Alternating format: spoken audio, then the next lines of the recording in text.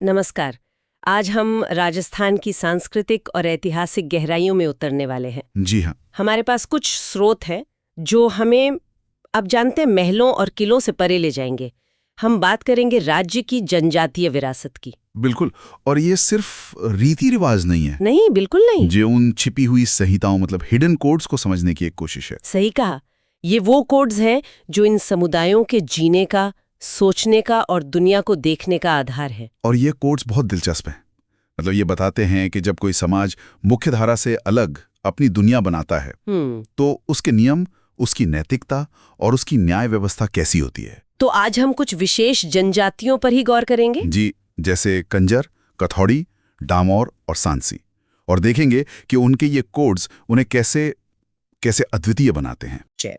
इसमें सबसे पहले एक क्रम दिया गया है जनसंख्या के आधार पर। हाँ, ये बहुत जरूरी है। पहले स्थान पर है मीणा, दूसरे पर भील और तीसरे पर गरासिया। ये क्रम महत्वपूर्ण इसलिए है क्योंकि किसी भी क्षेत्र के सामाजिक राजनीतिक परिदृश्य को समझने के लिए वहाँ के सबसे बड़े समुदायों के बारे में जानना जरूरी होता है। और यहाँ एक परीक्षा नोट भी है जो इसी अवरोही क्रम पर जोर देता है। मीणा, फिर भील और फिर गरासिया। तो ये दिखाता है कि ये जनजातियां राज्य की आबादी का एक बहुत बड़ा हिस्सा है। बिल्कुल।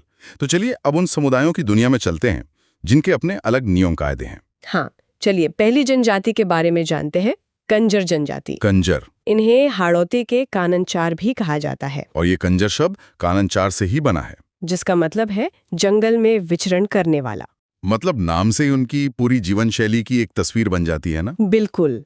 ये ज्यादातर हाड़ौती क्षेत्र में मतलब कोटा बूंदी के आसपास रहते हैं। पर इनकी सबसे दिलचस्प बात वो इनकी वास्तुकला से जुड़ी है। हाँ, इनके घरों में पीछे की तरफ एक खिड़की रखना अनिवार्य होता है। ये कोई डिजाइन नहीं है, ये एक सर्वाइवल टैक्टिक है। अच्छा। जी, ये इस बात का प्रतीक है कि उनका जीवन हमेशा अनिश्चितताओं से भरा रहा है और उन्हें किसी भी संघर्ष की स्थिति में भागने के लिए तैयार रहना पड़ता था। बिल्कुल। ये एक तरह से उनकी वास्तुकला में लिखा हुआ एक कोड है, हमेशा तैयार रहो। ये तो कमाल है। मतलब उनका घर सिर्फ एक पनाहगाह नहीं, एक किला भी है और भागने का रास्ता भी। सही।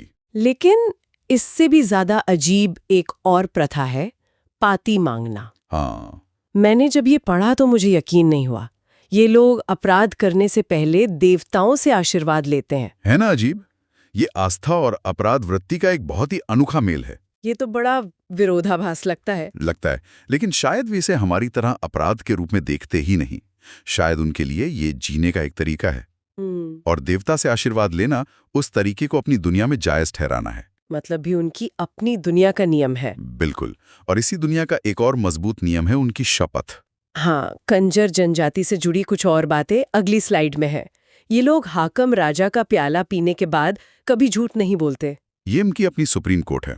जब समुदाय में कोई विवाद होता है तो सच्चाई का पता लगाने के लिए इसी शपथ का सहारा लिया जाता है। ये उनकी बाहरी कानूनी व्यवस्था पर निर्भरता को कम करता है। बहुत शक्तिशाली चीज है ये, जब आपकी अपनी न्याय व्यवस्था आपकी आस्था से जुड़ी हो। और इनके खान पान में मोर का मांस शामिल है और मृत्यु के बाद शव को दफनाने की प्रथा है। इनके मुखिया को पटेल कहा जाता है। और इनकी कुलदेवियों के बारे में भी बताया गया है, जोगणिया माता, चौथ माता और रक्तदंजी माता, हनुमान जी भी इनके आराध्य हैं। तो कंजर जनजाति की कहानी संघर्ष और अपना एक अलग कानून बनाने की है। बिल्कुल।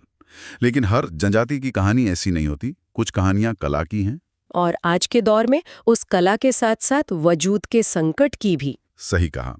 अब हम बात कर रहे हैं कथौड़ी जनजाति की। हाँ, हमारी अगी जनजाति, कथौड़ी जनजाति, खैर के कलाकार। और ये एक बहुत ही मार्मिक कहानी है। ये मूल रूप से महाराष्ट्र की जनजाति है और इनका नाम खैर के पेड़ से कत्था बनाने की इनकी कला के कारण कथौड़ी पड़ा। ये इस काम के माहिर हैं।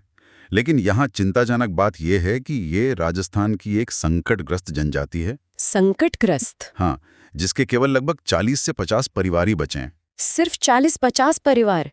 ये तो बहुत ही कम है। बहुत कम। ये एक पूरी संस्कृति, एक पूरी कला के विलुप्त होने का खतरा है। मतलब एक पूरी की पूरी जनजाति हमारे आंखों के सामने खत्म हो सकती है। हाँ। तो इन्हें बचाने के लिए कुछ किया जा रहा है? हाँ, सरकार ने इस संकट को पहचाना है। इसी वजह से राजस्थान सरकार इन्हें मनरेगा योजना में 100 दिन का अतिरिक्त रोजगार प्रदान करती है। अच्छा। और परीक्षा नोट भी यही बताता है कि कथोड़ी एकमात्र जनजाति है जिसे मनरेगा में ये अतिरिक्त लाभ मिलता है। तो ये एक तरह की लाइफलाइन है उनके लिए। बिल्कुल। यह सिर्फ पैसा नहीं है, ये एक संस्कृति को, एक पारंपरिक कला को जिंदा रखने की कोशिश है। और इनकी जीवन शैली भी मुख्य धारा से बिल्कुल अलग है। हाँ, बड़े ही रोचक विरोधाभास है। जैसे ये लोग दूध का सेवन बिल्कुल नहीं करते। हाँ, लेकिन स्त्री और पुरुष साथ बैठकर शराब पीते हैं। ये बंदर का मांस भी खाते हैं। और महिलाएं गहने नहीं पहनती, लेकिन शरीर पर गोदना यानी टैटू बनवाती हैं। ये सारे विरोधाभास ही उनकी पहचान है ना? बिल्कुल। गहनों की जगह गोदना को सुंदरता का प्रतीक मानना ये बताता है कि उनके मूल्य हमसे कितने अलग हैं। इनके घास फूस के घर को खोलरा कहते हैं और समाज का मुखिया नायक कहलाता है। इनके आराध्य देव हैं डुंगर देव, वाग देव, भारी माता और कंसारी माता। सब प्रकृति से जुड़े हुए देवता हैं। डुंगर मतलब पहाड़, वाग मतलब बाघ। तो हमने एक ऐसी जनजाति को देखा जो संघर्ष करके अपनी पहचान बनाए हैं और दूसरी जो अपनी कला के साथ सिमटती जा रही है। अब एक ऐसे समुदाय की बात करते हैं जो एक अलग ही रास्ते पर है, न संघर्ष न अलगाव, बल्कि मेल जोल का रास्ता। बिल्कुल सही पकड़ा। डामोर जनजाति। डामोर जनजाति सीमावर्ती किसान। इन्हें सीमावर्ती किसान कहा जा सकता है। ये मुख्य रूप से डूंगरपुर की सीमलवाड़ा पंचायत समिति में रहते हैं, जिसे डामरिया क्षेत्र भी कहा जाता है। और इनकी सबसे खास बात यह है कि दूसरी कई जनजातियों की तरह जंगलों पर निर्भर नहीं है। अच्छा जी। इनका मुख्य पेशा खेती और पशुपालन है। इससे उनके जीवन में एक स्थिरता आती है। और गुजरात की सीमा पर होने का असर वो तो साफ दिखता होगा। बहुत साफ दिखता है। उनकी भाषा पर, उनके रहन सहन पर, सब पर गुजराती संस्कृति का गहरा प्रभाव है। और इनमें विवाह के समय वर पक्ष द्वारा वधू को जो मूल्य चुकाया जाता है उसे दापा कहते हैं। हाँ, ये भी एक अनूठी प्रथा है। लेकिन डामोर जनजाति के रिवाज भी बहुत अनूठे हैं। हाँ बिल्कुल। एक बात जो मुझे बहुत ही दिलचस्प लगी वो ये कि यह एकमात्र ऐसी जनजाति है जिसमें पुरुष भी महिलाओं की तरह गहने पहनते हैं। हाँ, और ये कोई नई बात नहीं बल्कि उनकी सदियों पुरानी परंपरा है। सच में? जी, यह लैंगिक भूमिकाओं को लेकर उनके खुले दृष्टिकोण को दिखाता है। जहाँ कई समाजों में गहनों को सिर्फ महिलाओं से जोड़ा जाता है, वहीं डामोर समुदाय में ये पुरुषों की सुंदरता का भी हिस्सा है। ये तो आज के जेंडर फ्लूइड फैशन की दुनिया से भी एक कदम आगे लगता है, कह सकते हैं। समाज में बहुविवाह मतलब पॉलीगमी भी प्रचलित है और मुखिया को मुखी कहा जाता है। और उनके मेले भी इसी मेलजोल का प्रतीक है। हाँ, सांस्कृतिक संगम का। छेला बावाजी का मेला पंचमहल गुजरात में लगता है और ग्यारस की रेवड़ी का मेला डूंगरपुर राजस्थान में। मतलब राजनीतिक सीमाएं उनके सांस्कृतिक रिश्तों को नहीं रोक पाती। यही तो संस्कृति की खूबी है, वो सरहदों को नहीं मानती। बिल्कुल। और होली के अवसर पर आयोजित होने वाले विशेष कार्यक्रम को चाड़िया कहा जाता है। तो जहां डामोर जनजाति का कोड मेलजोल और संतुलन का है, वहीं हमारी अगली जनजाति का कोड बहुत ही सख्त और अनुशासित सामाजिक नियमों का है। हाँ, अब बात करते हैं सांसी जनजाति की। सांसी जनजाति भरतपुर के खानाबदोश। ये भरतपुर और अजमेर जिलों में निवास करने वाले खानाबदोश हैं। और इनका सामाजिक ढांचा बहुत स्पष्ट है। ये दो मुख्य उपवर्गों में बटी हुई है, बीजा और माला। और परीक्षा नोट भी ये साफ करता है कि ये दो अलग जनजातियां नहीं बल्कि एक ही जनजाति के दो भाग हैं। बिल्कुल। लेकिन जो चीज इन्हें सबसे अलग बनाती है वो है इनकी न्याय प्रणाली। हाँ, जो एक अनोखी शपथ पर टिकी है। बाकर बाऊजी की कसम। ये बहुत शक्तिशाली प्रतीक है। ये लोग एक हाथ में कुल्हाड़ी और दूसरे में पीपल का पत्ता लेकर कसम खाते हैं। ये सुनकर ही लगता है कि इस शपथ को तोड़ना नामुमकिन होगा। बिल्कुल। याद है हमने कंजर जनजाति के हाकम राजा का प्याला की बात की थी। ये उसी तरह का एक शक्तिशाली आंतरिक न्याय तंत्र है। हाँ। कुल्हाड़ी शायद शक्ति या दंड का प्रतीक है और पीपल का पत्ता पवित्रता का। जब आप इन दोनों को साक्षी मानकर कसम खाते हैं तो आप समुदाय के सबसे बड़े कानून के सामने जवाबदेह हो जाते हैं। इनकी आराध्य देवी सिकुद्री माता है। जी। लेकिन इनके सामाजिक कानून वो काफी कठोर माने जाते हैं। हाँ, माना जाता है कि इनकी उत्पत्ति सांसमल नामक व्यक्ति से हुई और ये एक घुमक्कड़ जीवन जीते हैं। इनके विवाह नियमों में विधवा विवाह की अनुमति बिल्कुल नहीं है। नहीं है। और यहाँ एक बहुत ही विशिष्ट रस्म का जिक्र है, कुकड़ी की रस्म। हाँ, यह विवाह के बाद दुल्हन के चरित्र की पवित्रता को सिद्ध करने की एक परीक्षा होती है। ये पढ़ के मैं थोड़ा असहज हो गया। हाँ, ये एक ऐसी रस्म है जिसे बाहरी नजरिए से समझना या स्वीकार करना बहुत मुश्किल है।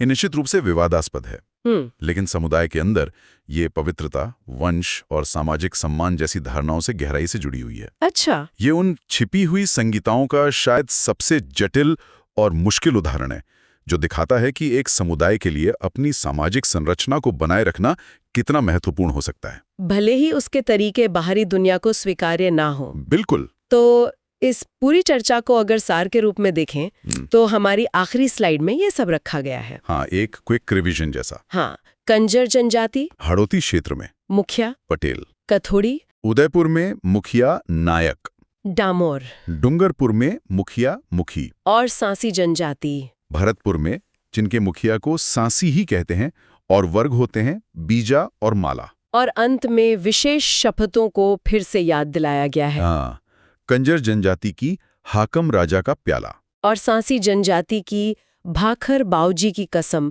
जिसमें कुल्हाड़ी और पीपल का इस्तेमाल होता है। ये संक्षिप्त सार इन जनजातियों की मुख्य पहचान को याद रखने में बहुत मददगार है। तो ये थी राजस्थान की कुछ अद्भुत जनजातियों की सांस्कृतिक विरासत की एक छोटी सी झलक। बिल्कुल।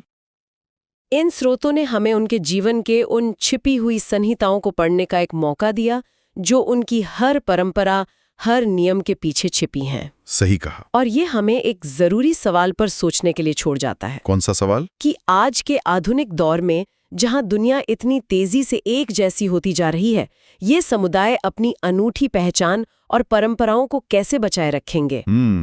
ये सोचने वाली बात है, इंगी। ये देखना और समझना भविष्य के लिए एक बड़ी जिज्ञासा है। बिल्कुल।